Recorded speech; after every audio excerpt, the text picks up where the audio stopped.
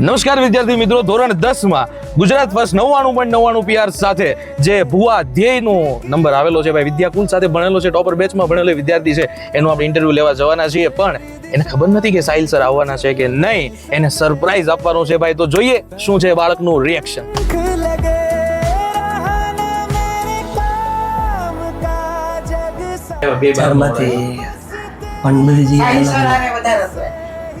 એવું જ અમારી હારે જ હતા, પણ પછી બપોર નીકળી ગયા. जुबानियां तेरी झूठी भी सच